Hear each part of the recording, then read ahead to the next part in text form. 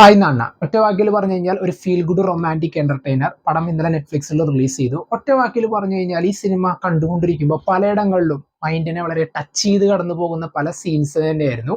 പിന്നെ പറയണത് ഈ സിനിമയിൽ ആ നേച്ചറൊക്കെ എത്രത്തോളം ക്ലോസ് ആയി നിൽക്കണു എന്നുള്ളതാണ്. ഈവൻ ഒരു ഷോട്ടായാലും ഒരു മ്യൂസിക് ആയാൽ പോലും അതൊരു BGM ആയാൽ പോലും പല സീനുകളിലും ആ മൊത്തത്തിലുള്ള എൻവയോൺമെന്റിനോട് സ്യൂട്ട് ആവുന്ന രീതിയിൽ ഭയങ്കര അധികം എന്താ പറയാ നമ്മൾ അത് കണ്ടുകൊണ്ടിരിക്കുമ്പോൾ ഇത് എത്രത്തോളം പക്കയായിട്ടാണ് എല്ലാം ബ്ലെൻഡ് ആയിട്ടുള്ളത് നമുക്ക് തോന്നില്ലേ. ആ ഒരു ഫീൽ ആയിരുന്നു സിനിമ കണ്ടുകൊണ്ടിരിക്കുമ്പോൾ. വിരാജ് ആൻഡ് മഹി ഈ അച്ഛന്റെയും മകളുടെയും ലോകത്തിലേക്ക് മറ്റൊരാൾ കൂടി കടന്നു വരുമ്പോൾ, അപ്രതീക്ഷിതമായിട്ട് കടന്നു വരുമ്പോൾ ഉണ്ടാവുന്ന സംഭവങ്ങളാണ് സിനിമയുടെ മെയിൻ ആയിട്ടുള്ള പ്ലോട്ട്. പിന്നെ പെർഫോമൻസിൽ പറയേണ്ടത് നാനിയുടെ വിരാജ് എന്ന് പറയുന്ന ക്യാരക്ടർ. അദ്ദേഹത്തിന്റെ മുമ്പത്തെ പല സിനിമകളും, ഈവൻ ഈച്ച എന്ന് പറയുന്ന സിനിമയിലൂടെയാണ് നമ്മൾ ആളെ കുറിച്ച് കൂടുതലും നമ്മൾ ഈച്ചയിലത്തെ നായകനാണെന്ന് പറയുമ്പോഴാണ് നാനിനെ കുറിച്ചിട്ടുള്ള ഒരു ഇത് നമുക്ക് എല്ലാവർക്കും പെട്ടെന്ന് റെക്കഗ്നൈസ് ചെയ്യുന്നത് നമുക്കറിയാം. അതല്ലാതെ അദ്ദേഹം പല സിനിമകളും ചെയ്തിട്ടുണ്ട്. ആൻഡ് അദ്ദേഹത്തിന്റെ സിനിമകളിൽ പലതും ഡിസപ്പോയിന്റ് ചെയ്തിട്ടില്ല, പലതും വർത്ത് ദ ടൈം ആയിരുന്നു. ആൻഡ് ആ ഒരു ലിസ്റ്റിലേക്ക് ഒരു സിനിമ കൂടി. പലയിടത്തും ആ ഇമോഷൻസ്, ആ ഒരു ക്യാരക്ടർ ഇങ്ങനെ മീൻസ് ഹാൻഡിൽ ചെയ്യുന്ന രീതികളൊക്കെ നൈസ് ആയിരുന്നു. ഈവൻ നമ്മളെല്ലാവർക്കും ഒരു പോയിന്റ് ഓഫ് നമ്മുടെ ജീവിതത്തിൽ എപ്പോഴെങ്കിലും ഒരു ഡിലമ വരും, അല്ലെങ്കിൽ ഇത് എങ്ങനെ ചെയ്യണം, ഇങ്ങനെ ചെയ്യുന്നത് ശരിയാണോ, അല്ലെങ്കിൽ ഒരു ഓവർ തിങ്കിങ്ങിലേക്കൊക്കെ നമ്മൾ പോകുമല്ലോ.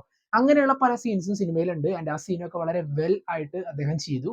ആൻഡ് മകളായിട്ട് വന്നിട്ടുള്ള കിയാറ ഖന്ന നല്ലൊരു പെർഫോമൻസ് തന്നെയായിരുന്നു. ആ ഒരു ക്യാരക്ടറിനെ, ഈ അച്ഛൻ മകൾ കെമിസ്ട്രി ഒക്കെ അവിടെ നന്നായിട്ട് തന്നെ വർക്കൗട്ടായി. ആൻഡ് കണ്ടുകൊണ്ടിരിക്കുമ്പോൾ നമുക്കായാലും പലപ്പോഴും വളരെയധികം ഫീലിംഗ് വരുന്ന രീതിയിൽ തന്നെയായിരുന്നു പല സീൻസും ഡയറക്ടറായിട്ടുള്ള ഷൗഡിയോ ക്രിയേറ്റ് ചെയ്തിട്ടുള്ളത്.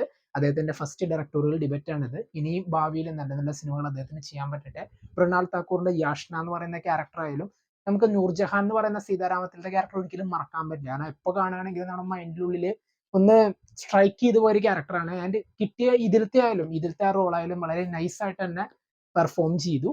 ജയറാമിന്റെ റോളും അത് അത്യാവശ്യം നന്നായിട്ട് തന്നെ സിനിമയുടെ ആ ഒരു ജനറിനോട്, അല്ലെങ്കിൽ എന്താണോ ആ ക്യാരക്ടറിന് വേണ്ടിയിരുന്നത് അത് അദ്ദേഹം ചെയ്തു. സിനിമയുടെ ഇപ്പം നേരത്തെ പറഞ്ഞ പോലെ സിനിമാറ്റോഗ്രഫി സനു വർഗീസ് ആണ് ചെയ്തിട്ടുള്ളത്. അദ്ദേഹത്തിന്റെ പ്രീവിയസ് വർക്കായിട്ടുള്ള അറിയിപ്പ്, അങ്ങനെയുള്ള പല സിനിമകളും ഉണ്ട്. ആൻഡ് ഇതൊക്കെ അദ്ദേഹം ആ ഒരു നേച്ചർ, അല്ലെങ്കിൽ എവിടെ ഷോട്ട് വെച്ച് നമുക്ക് കണ്ടുകൊണ്ടിരിക്കുമ്പോൾ ആ ഒരു ഫീലിംഗ് കിട്ടണം, ഒരു ഫ്രഷ്നെസ് തോന്നണോ, അതൊക്കെ ഈ സിനിമയുടെ ഔട്ട്പുട്ടിൽ നമുക്ക് കാണാൻ പറ്റും. മ്യൂസിക് ചെയ്തിട്ടുള്ളത് ഹൃദയത്തിന്റെ മ്യൂസിക് ഡയറക്ടറാണ്. എൻ്റെ ആ ഒരു അദ്ദേഹത്തിന്റെ പേര് പെട്ടെന്ന് കിട്ടുന്നില്ല. ബട്ട് ആ ഒരു ക്യാരക്ടർ, ആ ഒരു മ്യൂസിക് ഈ സിനിമയിൽ വലിയൊരു ഫാക്ടർ എന്ന് തന്നെ പറയാം, സിനിമാറ്റോഗ്രഫിയുടെ ഒപ്പം തന്നെ. കാരണം സിനിമ കണ്ടുകൊണ്ടിരിക്കുമ്പോൾ ആ ഒരു സീൻ കൺവേ ചെയ്യുന്ന ഇമോഷൻസ് ഒക്കെ കാണുന്ന നമ്മളുടെ ഉള്ളിലേക്കും എങ്ങനെ സ്ട്രൈക്ക് ചെയ്യുക, അല്ലെങ്കിൽ ജസ്റ്റ് ഒരു വയലിന്റെ ഒരു മ്യൂസിക് ആയാൽ പോലും അത് എങ്ങനെ ആ സീനിനോട് അത്രത്തോളം ബ്ലെൻഡ് ആയിട്ട് ചെയ്യാൻ പറ്റുന്നു എന്നുള്ളതിലായിരുന്നു ഈ സിനിമയുടെ ഏറ്റവും വലിയ വിജയം. ആൻഡ് ഇപ്പൊ മ്യൂസിക് ആയാലും അതിൽ വളരെയധികം നല്ല സക്സസ് കണ്ടെത്തി എന്ന് തന്നെ പറയാം.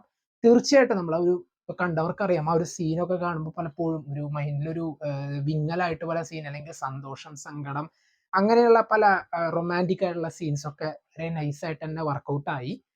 അങ്ങനെ മൊത്തത്തില് നമുക്ക് കാണുമ്പോൾ നല്ലൊരു റൊമാൻറ്റിക് ഫീൽ ഗുഡ് എന്റർടൈനർ ആണ്. പടത്തില് ഒരുപാട് വീണ്ടും ഒന്നുകൂടി ബെസ്റ്റ് എന്ന് പറയാവുന്ന മൊമെന്റ്സ് ക്രിയേറ്റ് ചെയ്യാവുന്ന പല ചാൻസുകൾ ഉണ്ടായിരുന്നു.